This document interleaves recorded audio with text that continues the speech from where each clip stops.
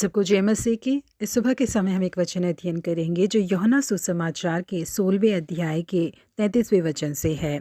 परंतु ठाटस बांधो, मैंने संसार को जीत लिया है। डेनवर सेमिनरी के चांसलर के रूप में रहने वाले वर्नन ग्राउंड ने उनके दोस्त के जीवन में घटी एक घटना के बारे में लिखा है। उनके मित्र एक बाइबल कॉलेज में पढ़ रहे थे। क्योंकि वहां पर खेलने के लिए मैदान नहीं था, इसीलिए पास ही के एक स्कूल में वो लोग खेलने के लिए जाया करते थे। अक्सर वो लोग जब तक उस मैदान में खेलकर समाप्त नहीं कर लेते थे, तब तक उस स्कूल के चौकीदार वहीं पर बैठकर उनका इंतजार करते थे और उस दौरान वो पवित्र शास्त्र को पढ़ते रहते थे। चांसलर के मित्र ने उनसे जाकर पूछा कि आप पवित्र शास्त्र के किस हिस्से को पढ़ रहे हैं। चौकीदार ने उन्हें जवाब दिया कि मैं प्रकाशित वाक्य को पढ़ रहा हूँ। इसे सुनकर उनके मित्र बहुत ही हैरान हुए और उनसे पूछने लगे, क्या आपको प्रकाशित वाक्य समझ आता है? जिसके लिए चौकीदार ने जवाब दिया कि जी हाँ, मुझे बहुत अच्छे से समझ आता है। उनके मित्र ने दोबारा पूछा, अच्छा जरा बताइए कि प्रकाशित वाक्य का मुख्य विषय क्या है? चौकीदार ने बहुत ही आत्मविश्वास के साथ जवाब दिया कि केवल यीशु मसीह ही जीतने वाले हैं, यही प्रकाशित वाक्य का मुख्य विषय है। वर्नन ग्राउंड्स ने अपनी पुस्तक में लिखा है कि मैंने प्रकाशित वाक्य के लिए जितने व्याख्यान पढ़े हैं, उनमें से सबसे बेहतरीन व्याख्यान मुझे यही लगा। प्रिय परमेश्वर के लोगों, यीशु मसीह ही जीतने वाले हैं। प्रेरित यूहन्ना द्वारा देखे गए दर्शन में उन्होंने देखा कि स्वर्ग में मानो बड़ी भीड़ को ऊंचे शब्द से ये कहते सुना,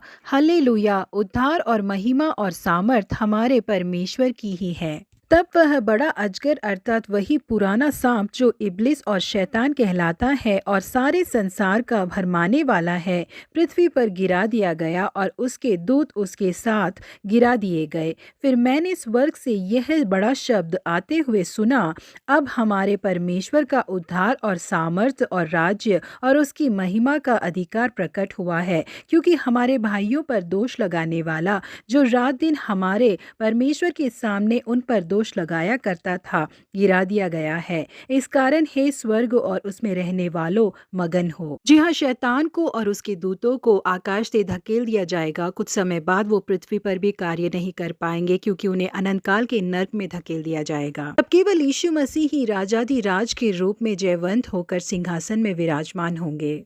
परमेश्वर का डेरा मनुष्यों के बीच में होगा, वह उनके साथ डेरा करेगा और वे उसके लोग होंगे और परमेश्वर आप उनके साथ रहेगा और उनका परमेश्वर होगा। वह उनकी आंख से सब आंसू पोंछ डालेगा और इसके बाद मृत्यु न रहेगी और न शोक, न विलाप, न पीड़ा रहेगी। पहली बातें जाती रहेंगी। इन शब्दों को भी यूहन्ना ने सुना। जी हाँ, प्रिय परमेश्वर के लोगों, यीशु मसीह ही मृत्यु पर और शैतान पर जय हासिल करके राजाधिराज के रूप में सिंहासन में विराजमान होंगे। इसलिए जैसे स्वर्ग में आनंद मनाया जाता है, हम भी आनंदित हो। प्रभु आप सबको आशीषित करे। Have a blessed day.